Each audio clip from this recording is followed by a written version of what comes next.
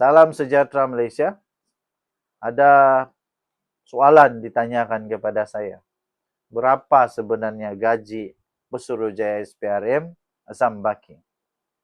Ini saya kongsikan satu analisis atau satu berita atau satu artikel daripada satu berita punya laman web Malaysia Kini. Ketua Pesuruhjaya SPRM Azam Baki sekali lagi menjadi sorotan selepas laporan media mendedahkan dia pernah memiliki pegangan saham yang besar dalam dua syarikat tersenarai awam.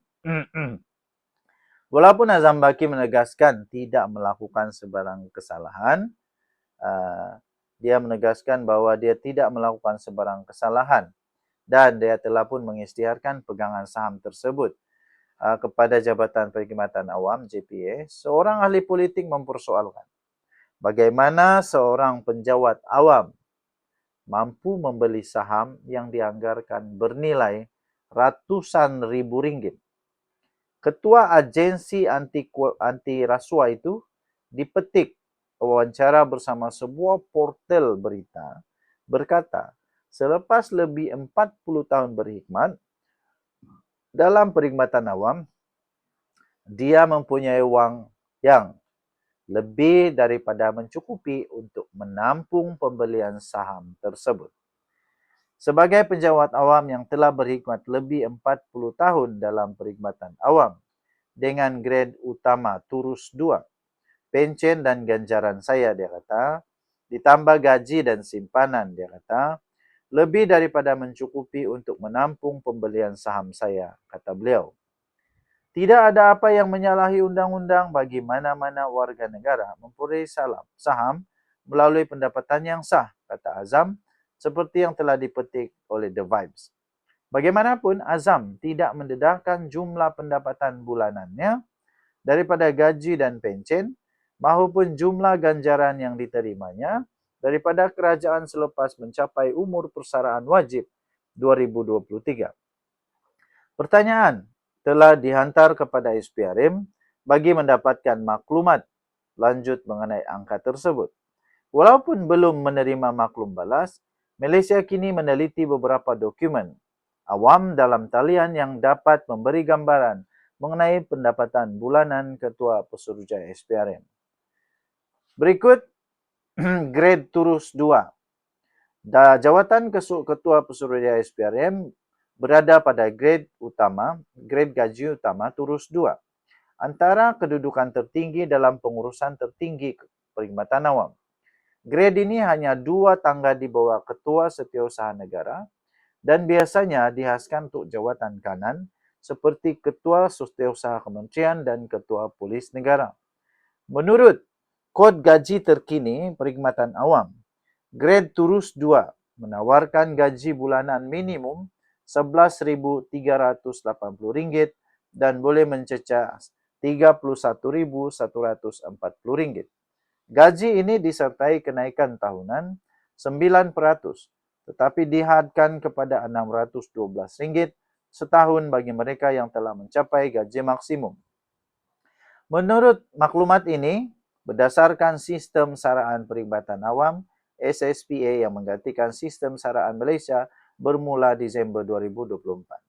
Pegawai Turus 2 turut menerima allowance perumahan tetap RM2,500 dan allowance kerajaan RM5,100 menurut dokumen yang diterbitkan di laman web JPA.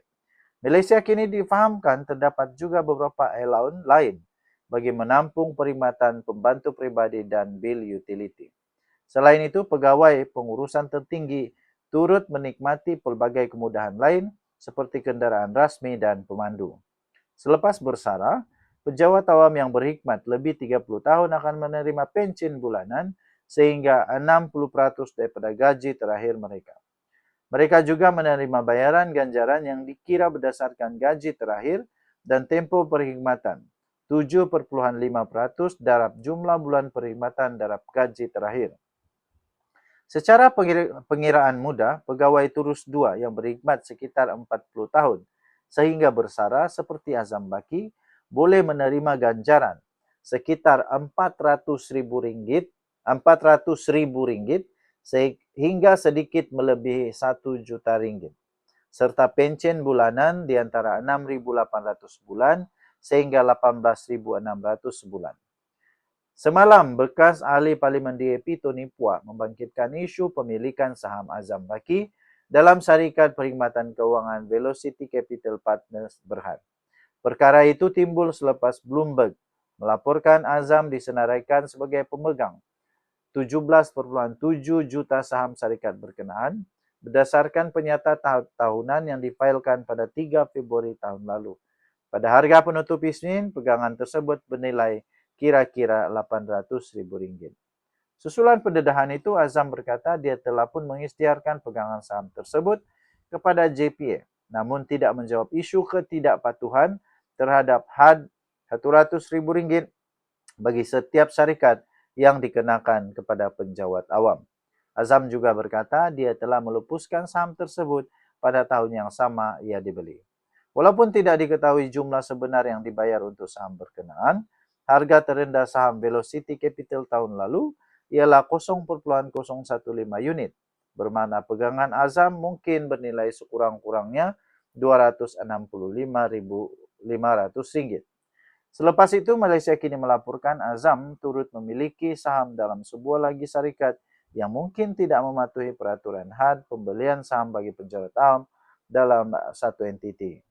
Rekod Suruhanjaya Syarikat Malaysia menunjukkan setakat 13 Januari, Azam memiliki lebih 4.52 juta saham dalam awan biru teknologi Berhad bersamaan dengan pegangan 1.08%.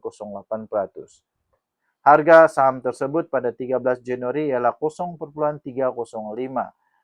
sesaham, menjadikan nilai pegangan saham Azam hampir 1.38 juta ringgit Malaysia pada ketika itu. Walaupun tidak diketahui bila saham itu dibeli, harga terendah saham awan biru teknologi dalam tempoh 5 tahun lalu ialah 0.175 sesaham pada 12 Julai 2023. Pada harga itu, 4.52 juta saham bernilai lebih RM790,000.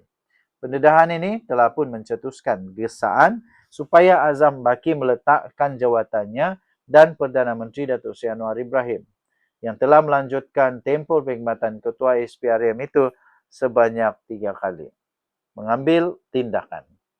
Berita ini anda boleh lihat di malaysiakini.com bertarikh 12 Februari 2026. Tajuknya, berapa gaji Ketua Pesuruhjaya SPRM. Kita jumpa lagi. Bye-bye.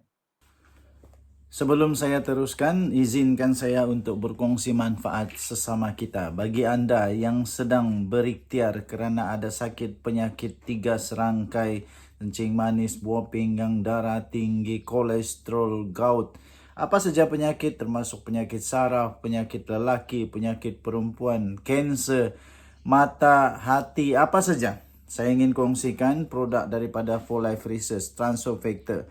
Produk ini adalah produk saintis yang boleh meningkatkan imun badan anda sehingga 437% kekuatan imun badan. Ini boleh membantu kita untuk melawan penyakit dan boleh sembuh dengan kekuatan imun badan. 4Life ada banyak produk, okey, bukan ini satu saja. Ada banyak contoh-contoh produk dia. Contohnya ini produk nama dia Glucoach. Glucoach ini khas untuk yang kencing manis. Kemudian glutamin pun ada, kemudian untuk mata pun ada, macam-macam ada. Okey, jadi dia boleh meningkatkan imun badan anda sehingga 437% kekuatan melawan penyakit. Ianya sangat terbukti dengan laporan daripada saintis membuktikan bahawa ia ialah miracle molecule. Ini bukan produk tepi jalan. Ini produk saintis sangat-sangat berkesan, sudah terbukti secara klinikal, sudah dikaji, terbaik dan juga telah diterima oleh doktor-doktor di seluruh dunia, telah masuk di dalam Physician Desk Reference. Dia adalah bukan dadah, tidak ada kesan sampingan. Kementerian Kesihatan Malaysia juga telah menerima Transform Factor sebagai selamat dan boleh diambil oleh sesiapa sahaja.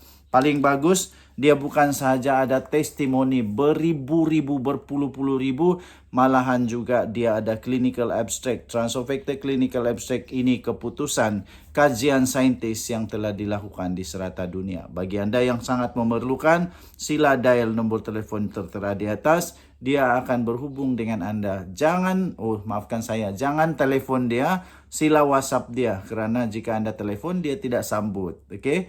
Anda WhatsApp, dia akan jawab. Alright.